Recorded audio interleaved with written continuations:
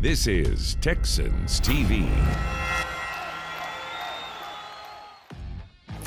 Texans Extra Points is sponsored by BHP and by Reliant, the official energy provider of the Houston Texans, and by your Houston area Ford dealers. Ford is the best in Texas. We are ready to rock in Houston. Touchdown, Houston! Are you kidding? What a catch! Oh, baby!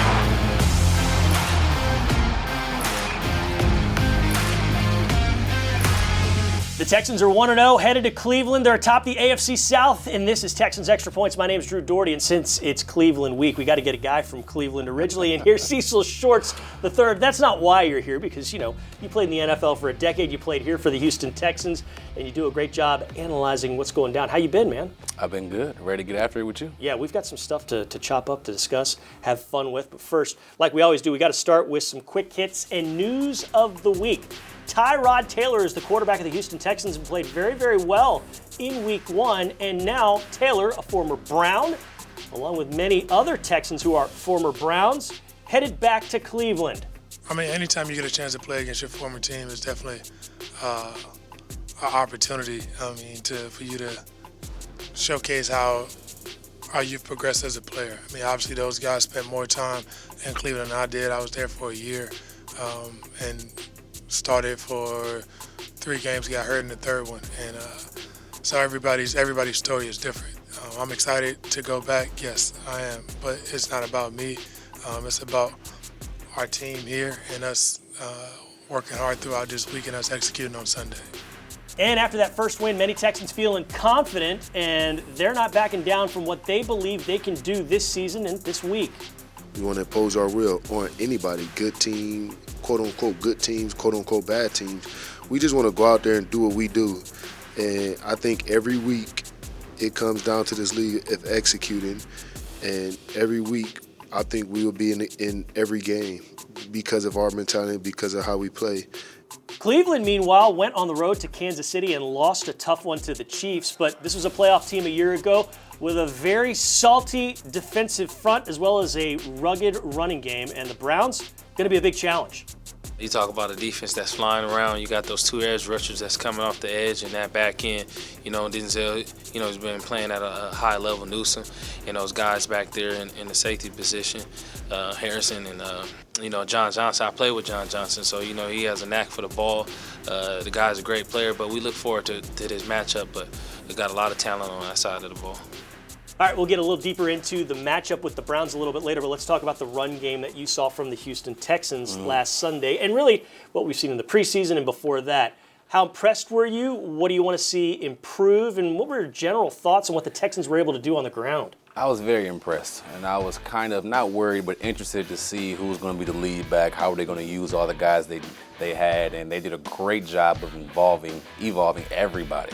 They had, of course, Mark Ingram was the bell cow, but you got David Johnson getting the reps, 3 or 4 carries, a couple catches. You got Phillip Lindsay with a touchdown. Probably should have had a touchdown earlier in the game. A little mishap there. Thank goodness that was an incomplete pass. Exactly. And then you even using Burkhead in certain situations. So I'm loving what I'm seeing from the run game. It's definitely run first. But with that, you're opening up the pass game, which you took a bunch of shots downfield, and I love that. Yeah, you bring up those shots downfield, and Tyrod Taylor really went to Brandon Cooks on those 2 long completions. He also had a couple big ones to Pharaoh Brown, who I want to talk a little bit more about in a moment. But Tyrod Taylor is pretty darn impressive as a leader. How important is that, and how important was it the way he played last Sunday? Well, I think we all know coming in, if you follow the NFL, you follow Tyrod, that's what you expect. You expect him to be a leader. Everywhere he's been, from Baltimore to Buffalo, Cleveland, everywhere, he's been a leader in that locker room. People respect him. So we kind of knew that coming in. But his ability to create, his ability to not evolve, but continue to play when the play may be broken down is exceptional. And his ability to still run the ball or go down the field and find the open guy, he's a guy that will get better with time. And as they get more chemistry with Nico and everybody else, that whole group will get better as well. Yeah, we're going to talk about Nico Collins in a little bit, but let's get into this Pharaoh Brown, because he's somebody you knew about. You kind of tipped us off to what he could be basically a year ago when he joined the team. It was kind of a middle of the season acquisition. Pharaoh Brown comes to town. He's from Cleveland, that area.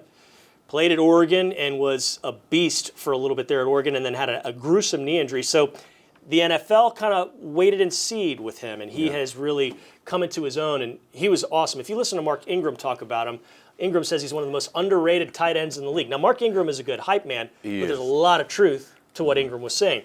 You saw a beautiful one-hander and yards after the catch on that one play. Yeah. And then Pharaoh Brown also had one of his punishing Pharaoh Brown-like catches where it took about 6 or 7 Jaguars to bring him down ultimately. This guy, on top of all that, is great in the run game too. How complete a tight end is Pharaoh Brown? Well, I think he was known coming in as a run blocker, right? Yeah. He was a big guy, 6'6", he'll argue 6'7", punish you in the run game. He loves being physical, and that's what you want out of a tight end, to be physical in the blocking and have like an extra tackle out there for the running game. But what he's doing now is he's getting more comfortable with his knee, the gruesome knee injury he had in Oregon his senior year. He's more comfortable now as the years went on to be able to run down the field, take hits, and he's like, listen, I'm a big, strong guy. I know I got good hands. I'm going to carry you wherever I go. And if he can continue to be a threat down the seam, in the middle of the field, he's going to be something to reckon with during the year. So he played with the Browns a little bit. He and Tyrod Taylor played with the Browns a little bit. You also got linebacker Christian Kirksey, he's the Mike linebacker. He's basically calling the defense. And then Eric Murray, a safety. There's a lot. Terrence Mitchell, the corner. A lot of former Browns on this team. How much does that play into what we see on Sunday? There's got to be a little bit of extra juice, right? Oh, man, when you got that many guys coming from one place, it's going to be a lot of juice, especially just going back there. A lot of those guys were there a couple years, so they might not be familiar. It's new people in the building, but when you're going to go back, you want to beat your old team. No doubt about that. All right, we got to talk about the defense, and for that, we're going to turn things over to the telestrator and John Harris to give us a little bit of taste before we go to break. So here's Johnny breaking down Vernon Hargrave's interception last week. Welcome to Texans Telestrator, presented by BMW. I'm your host, John Harris, and it was takeaway city finally for the Texans in Game 1 against the Jacksonville Jaguars. And we're going to go to the surface presented by Microsoft to take a look at how our guy Vernon Hargraves, you'll see right down here at the bottom of the screen, was able to come up with this key pick to set up a score right before the half. Now, there's been a lot of talk about Lovie Smith and the Tampa 2 system. The Texans do a lot more than Tampa 2. However, it's exactly what they do here, and they catch a rookie quarterback, Trevor Lawrence, trying to do too much before the half instead of just taking profit. You tell the quarterback, take profit right out here, and you'd end up being in pretty good shape. So here's what the Texans are looking at. 11 personnel, 1 back, 1 tight end, in a 3-by-1 set. Okay, 3 over here, 1 down here. But they're in pretty good shape against this. Just keep it in front, try and keep the Jags from scoring before half. You can see it's a 2nd and 9 play. So I'm gonna let this run here. Tampa 2, pretty simple.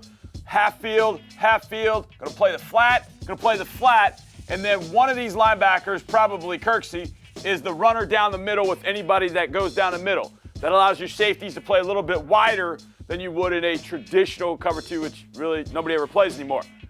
The key for the corners is to continue to sink and get depth if you don't have anybody threatening your flat. But that's a pretty hard concept sometimes for corners, especially when somebody shows the first thing they want to do is, I'm going to go get that guy. And then a quarterback is able to stick that throw in front of the safety. But Vernon does an excellent job here of widening, getting depth, keeping this guy in his radar screen, but knowing, hey, I can transition and make that tackle if needed. It's kind of a high-low concept by the Jags, and they're going to read Vernon. But Lawrence can't really see him because of the pass rush. He can't really see that his guy out here is actually the guy he should throw the ball to, and he gets impatient, and he tries to stick it. And look at that. Texan here, Texan here, Texan there. There's one there, and there's one Jaguar receiver. That ball has got no chance. Vernon steps in. All right, and then we're going to check out, I think this is Coach Culley. Look at Coach Culley down here getting excited. Look at him. He knows it. Watch Coach Culley down the bottom. Yeah! Now, he would have had a little bit higher leap if his feet weren't hurting him, apparently. But then Vernon does a good job here. I want you to take a look at the rush here because the Jags decide they're going to double Malik right here. But then they're going to go one-on-one. I'm sorry, circle the wrong two guys. These guys are going to go 2-on-1, 1-on-1, and 1-on-1. And these two guys, Whitney and I think that's VT, they get enough pressure on the edge of those guys. You see how they're on an edge? They're on an edge. They do a good job of getting there and getting in the viewpoint to provide Lawrence only that. And that's all he can see. He can't even see the guy over here. So the high-low becomes just the high, and Vernon did a great job of sinking underneath and coming up with that pick and then turning into a running back like he used to do back in his days in Tampa in high school. That's the way Tampa 2 is supposed to look, and hopefully it produces more takeaways in the near future.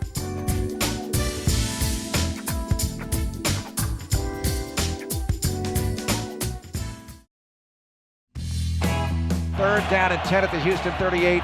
Mayfield in the gun. Scrambles out to the right side after getting the snap. Throws deep downfield, right side of the end zone. And it's intercepted. Andre Howell deep in the end zone with the pick. The third interception of the game for Houston.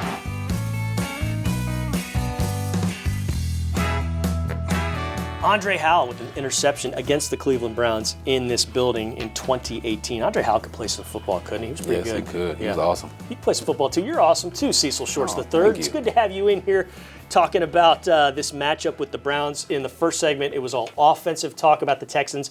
But the defense comes up with 3 takeaways. They only allow 21 points, and one of those touchdowns was one of those garbage time touchdowns. It still counts, but nice job against the Jaguars.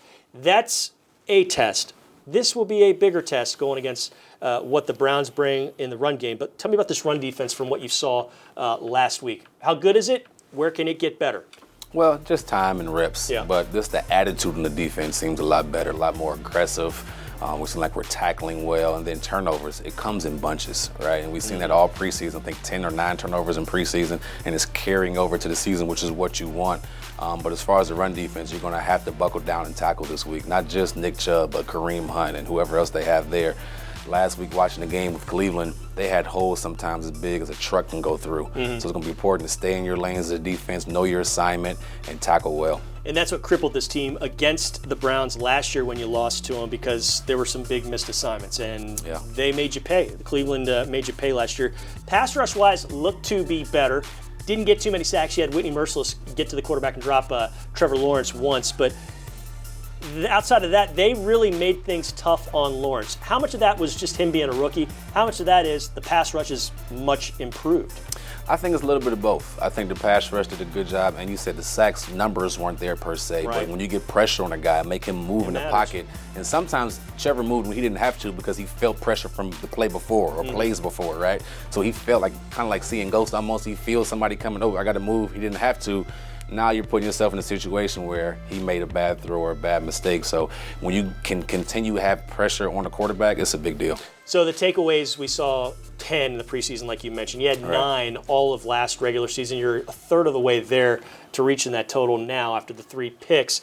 Can it be sustained, though? I mean, you hear Lovie Smith, when he talks, he says, I'm fine if they don't want to wrap up. I'm fine if they attack the ball first and tackle the ball.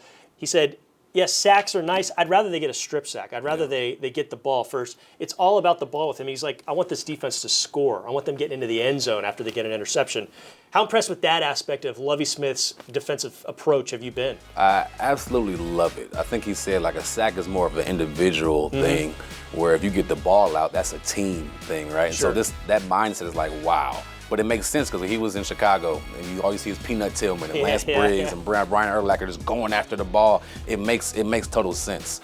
So to bring that attitude here and to show up week 1 in 3 turnovers, you're going to see it throughout the year. I think it's going to carry on. It's not going to be every game 3 turnovers, but you'll see turnovers throughout the year a lot more than last year. But we'll take 3 turnovers. Oh, absolutely. Yeah, we'll take 3. He'll take 3, you'll take 3, I'll take 3. All right, we got to take 2 and take a timeout, so stick with us. But before we do, a little Texans trivia. So 3 picks last Sunday against the Jaguars. How many interceptions did the Texans have as a team last season? We'll have that answer a little bit later on Texans Extra Points.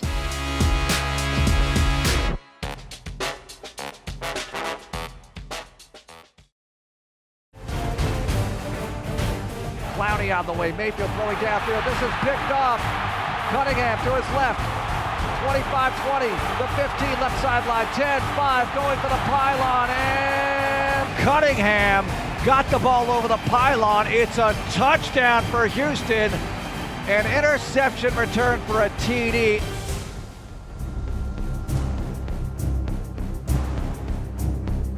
Ooh, Zach Cunningham can play, man. That was an interception from the last time the Texans beat the Browns, which was 2018 here inside NRG Stadium. We've got Cecil Shorts III, who's from Cleveland originally, and you know quite a bit about the Browns. Your family's been bugging you, I'm sure, all week long and telling you to get ready. But tell me about Baker Mayfield. Baker Mayfield looks like he keeps getting better and better incrementally, but what's his ceiling? You know what? I think his ceiling is a top 10 quarterback, somewhere in there. I think every year he's ascending what you want to do. Jerry Sullivan, my receiver coach way back when, always said you want to ascend every single year. You don't want to be on a decline. You want to keep ascending. And that's what he's doing. He's making smart decisions with the ball. He feels confident in the pocket. He's getting rid of the ball quickly. And he's hitting his guys in stride. And they didn't have Odell Beckham, so he's using guys like younger guys like Donovan Peoples-Jones and their rookie they drafted at the 3rd round. I think his last name was Schwartz, and then Jarvis Landry. So when you have weapons like that, and he's able just to use them, he's doing pretty well. Yeah, Odell Beckham Jr. will not play in this game either. So magnifies probably the importance of the run game. Oh, for sure. That's a good run game. I mean, have you seen a 1-2 punch like that in a while around the NFL? It's been a while because, to be honest, Kareem Hunt is a #1 running back. Sure. He got in some trouble because he should be in Kansas City right now, right? Yep. So he got in some trouble. But you got 2 #1 backs that, when they're fresh, they're going and they can spell each other. It's scary, and they have one of the better offensive lines too. So when Baker can play action off of that, it gives him time because you have to respect Chubb and Hunt and what they can do in the run game. So those guys are scary. It's going to be a big task for us this weekend. Yeah, I'm glad you brought up the offensive line because we, haven't given them too much attention. But this is a show where you sort of want to talk about stuff that people know about. So trust us, the Cleveland offensive line is very good. Very good. And across from that's a nasty defensive line. You got Clowney. We know all about Jadeveon Clowney, but you have one of the 2 or 3 best defenders in all the land in Myles Garrett. Plus, you got the 2 Maliks in the middle, McDowell and Jackson. Holy moly, they've got their hands full to do the Texans offensive line and the tight ends and the running backs and Tyrod Taylor, don't they? They do got their hands full, but I'm going to be honest with you. I'm coming in confident because I think our offensive line isn't bad. I think our offensive line should be confident. Yeah. Now, you do have a task. Myles Garrett is one of the best in the NFL. You can argue he's #1. I would say Aaron Donald still, but you can argue he's #1 defensive player, but he is, I think 1 or 2 sacks last week, constant pressure on Mahomes. And then we like you said, we know about Clowney. We know what he can do in the run game, in the pass game. We've seen some flashes last week, and they have a good run defense, a good defensive front, period. But I do think they have a lot of new guys, so we can use that to our favor. Hopefully they don't have their chemistry yet. All right, we got players to watch. We're going to tell you yours in a little bit because we asked on Twitter. But Cecil, tell me, which Texan are you keeping your eyes on this week? You got to keep your eyes on number 5, the quarterback. I think he played extremely well last week, and I think his success will lead to more success for this offense, and I think it'll be huge going forward. So Tyrod Taylor going back to one of his old teams in Cleveland Browns. Good choice. I'll go defensively. I'll go with Charles Omenihu, who had a solid game last week. Let's see him get to the quarterback. Let's see him. Let's see the Texas Longhorns sack the Oklahoma Sooner and former Texas Tech Red Raider as well. You know Omenihu wants to get to the quarterback. You know he wants to jar the ball loose. It's one of the things he's done in his time as a Texan. You need that from him, and you need some more pressure as well this week. So I'll go with CO. I'll go with Charles Omenihu. Now, as for you, the people, you spoke, and you said you're keeping your eyes on wide receiver Nico Collins, the rookie wideout. Quiet first game, but he's learning, and he's going back to Ohio. He played at Michigan, so he'd probably like to the school up north. We don't say you're the M word. Ohio school over here. But Nico Collins could be somebody to keep an eye on, and certainly the Texans fans are. All right, don't go anywhere. This is Texans Extra Points, and we're coming right back.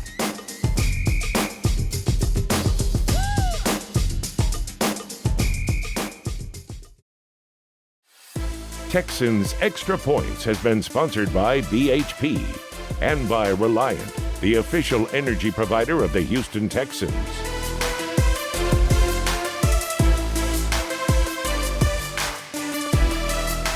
Earlier in the show with the Texans trivia question, we asked you how many interceptions did the Texans have as a team in 2020? Because last week they had 3.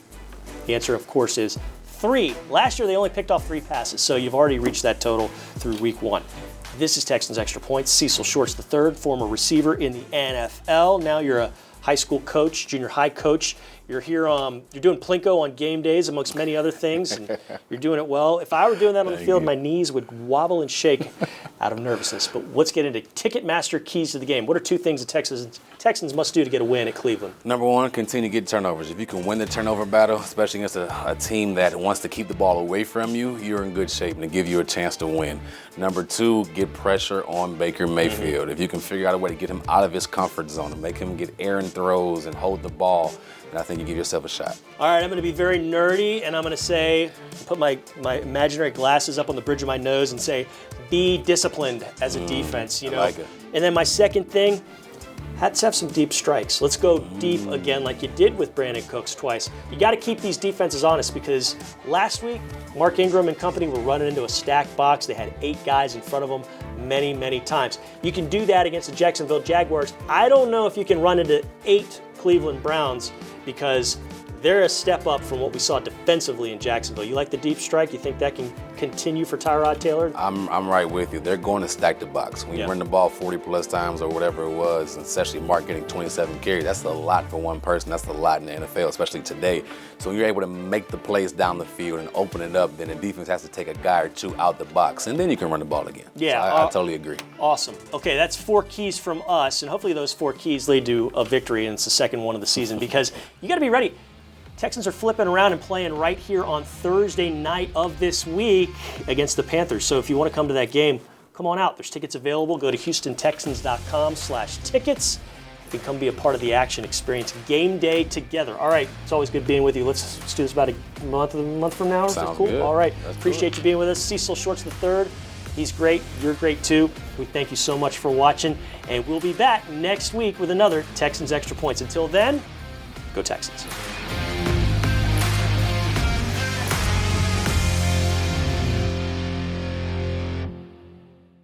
Thanks for watching. Subscribe to our channel and ring the bell to know when we post new content.